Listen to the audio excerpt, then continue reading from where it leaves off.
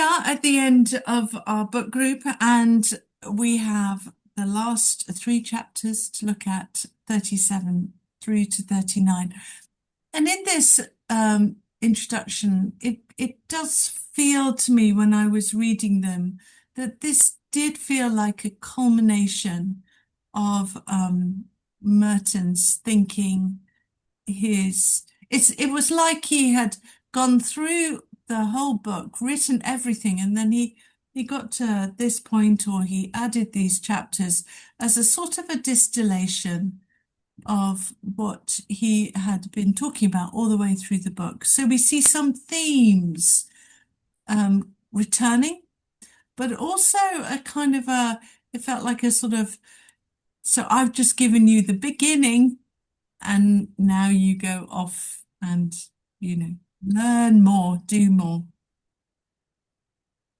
So the first of these three, which is chapter 37, is entitled Sharing the Fruits of Contemplation.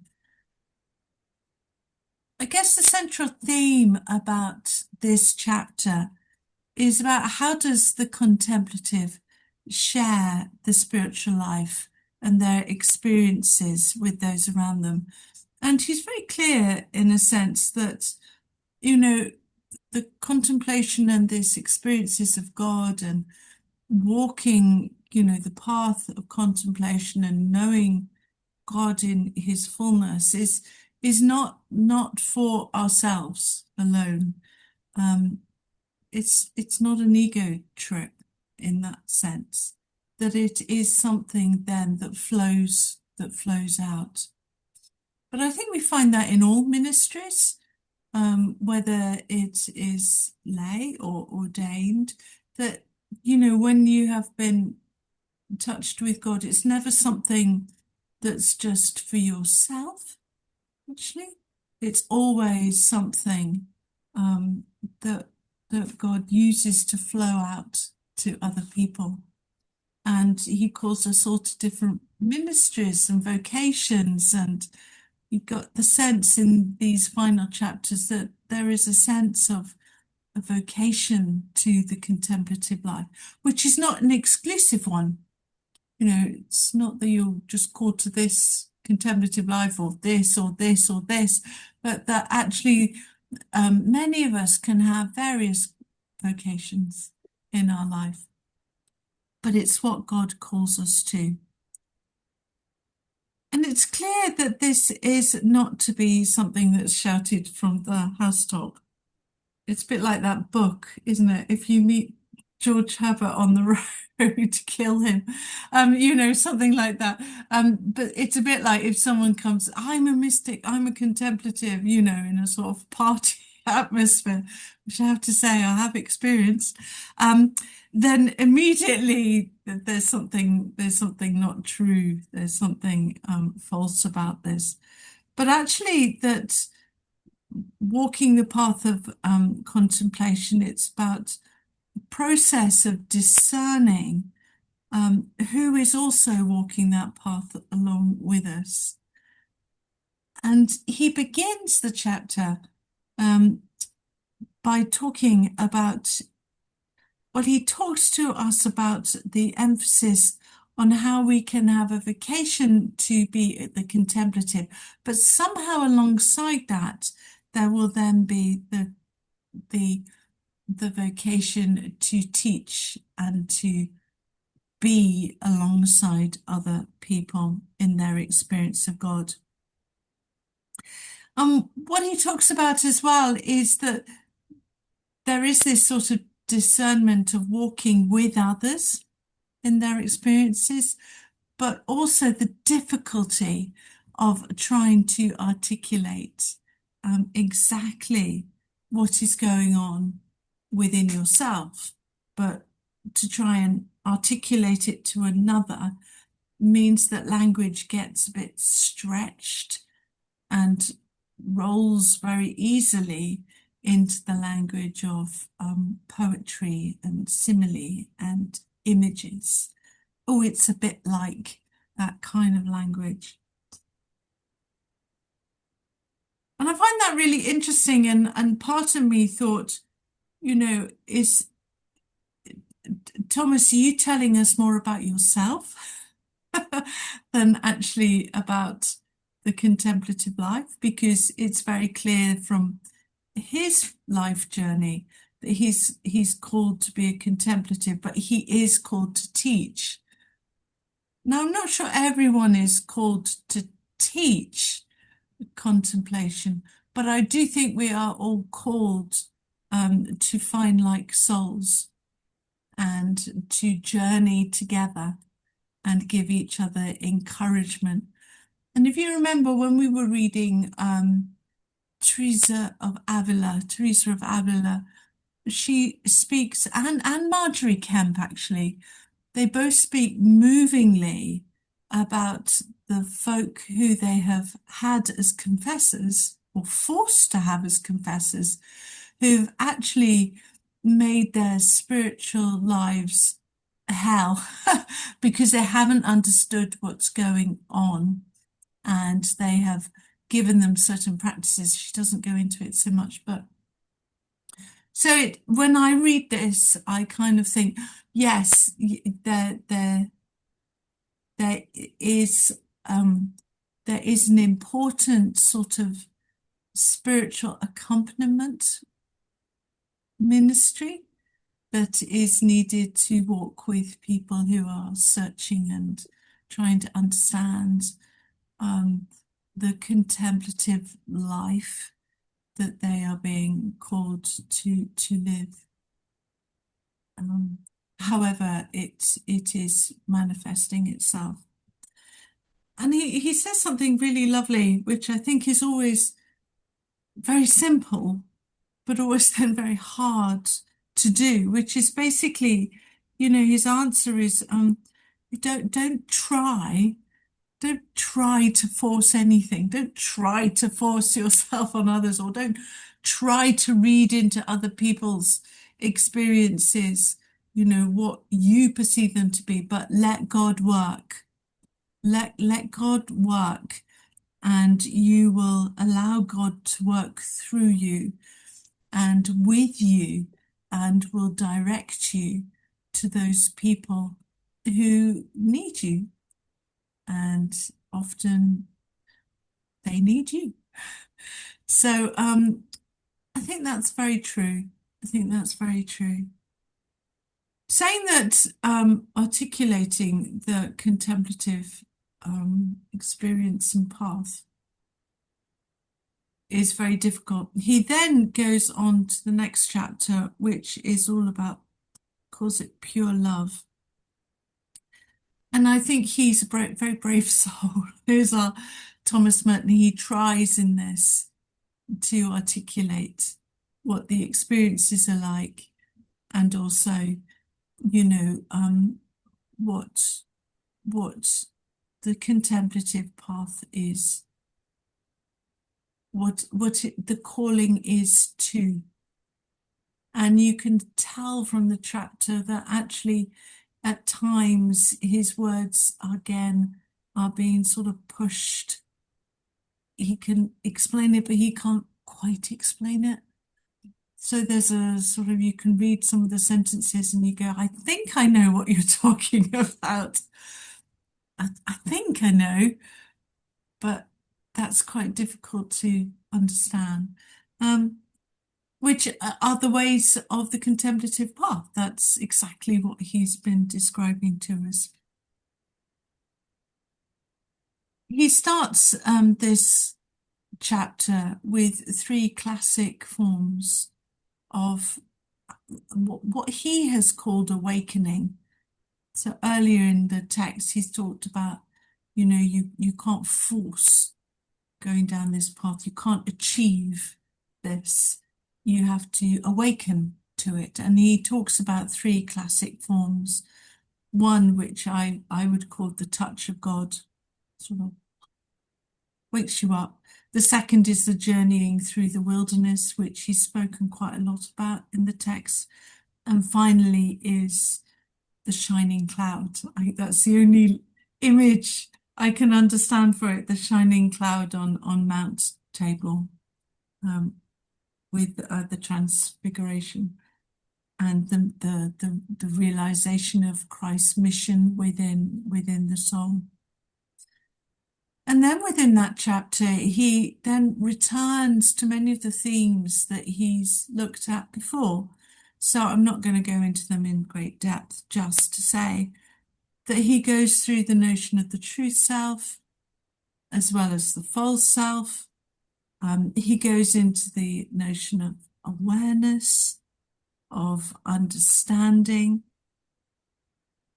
of the not so much the ego, but the dominance of the I, annihilation, freedom, and then by the end of the chapter he gets sort of union. So he sort of revisits them all, and you get this sense that he's bringing all his thought and all his musing kind of together. It's a really beautiful chapter that, well, I read it in, well, it doesn't take very long to read, but I thought actually I want to take weeks to read this. A bit like Julian. I got it in. It's that, you can't read it but pray it, and actually just a sentence or two is enough. So, and then when you get to the final chapter, you really do have that sense that this is a beginning. He's just given us a kind of just the seeds, the seeds, and that this is how there is the opportunity for something to grow, and where to look for the seeds that are growing. I think that's the other thing. And he kind of pulls back for the final chapter, which I think, just check. Yeah, he calls the general dance. The general dance. And it's this final sort of overriding vision is why did God make the world? It's a pretty big question, why did God make the world? It goes right back to that sort of, ontological question. And Merton's understanding of why, his answer to that why, is that it is to be as a temple, a paradise into which God would descend and dwell. When I read those words, because that's a quotation of his, I just immediately took me straight back to Christmas and Emmanuel, God with us. Very simple, God with us. But really, when we talk about the contemplative life, it's not God with us when we want God to be with us. We tag him on, but actually, what does it mean for us to have God with us? And it also reminded me of Teresa of Avila once again, and the interior castle, where she gets to the seventh room. Yes, the seventh room, and there is where Christ dwells. That sense that the paradise, the temple, is the soul of humanity as well as the whole of creation. So the two are sort of saying similar. They're very much saying similar things. And I guess they're both saying the same kind of thing, but in very different ways, which is how do we enable, how do we understand, but perhaps most importantly, how do we answer the call to allow God to dwell with us and within us. How do we stop all those barriers, those doors, which, Trees of Avila shows between all of that and the seventh room where Christ dwells? So for Merton, the contemplative life is answering the call. Simple, isn't it? But then don't you find that most of the great truths are just so simple? It's like we know this. Jesus says, come follow me. But Merton is giving us a real vision of, well, what does that mean to come follow me? What does it mean? And what is God calling us to follow? And for him, for Merton, it's not just, echoing what Christ did on his life, which is all good. It is literally for him to say that it is to come and join the cosmic, mysterious dance of creation and of God's central place as the mover and the founder and the fulfiller of that creation, and that we are not separate from it, but we are so much part of it. And so often what we do is separate ourselves from it. And I guess what Merton is showing us is that the contemplative path is about how can we break down the barriers so that there is no separation between us and Christ, that all is one, all is union. And he ends by saying we're invited to forget ourselves on purpose, cast our awful solemnity to the winds, and join in the general dance of creation. It's a great line to end on. Bravo. So I hope that by reading this together, it's given you a flavour of Thomas Merton, but also it's given you something to take on with you. When I was in a parish, I used to do a talk to the children at the end of term. And it was always the same because the teacher said, oh, can you do the rucksack talk? And I go, oh, all right then. And I bring in a big rucksack and bring in it certain things. And basically I use the rucksack as a kind of image for all the things they'd put in their rucksack as they'd been at school. And one of them was a great map. And I said, you have a map of amazing places to explore. You have, the mountains of geometry, the seas of biology. You have the woods of the stories of English. It is all yours to explore for the rest of your life. All that you've done at school has been given the map. It's for you to choose what you'll do with the map. And I kind of feel with this text, possibly, that this is an ending. It is a beginning. It's a map that we've been given to read and contemplate and dip into, actually, when we are stirred to want to understand our own inner spiritual life and where God may be calling us to next. So that's my little preamble. So for those of you who leave us, farewell, Godspeed, and we will meet again in January, right at the beginning of January, and be reading St. Augustine's Confessions. But I'll probably put something up on the website just so that you have an idea. And it's the new translation by Henry Chadwick, and it's the Oxford World's Classics.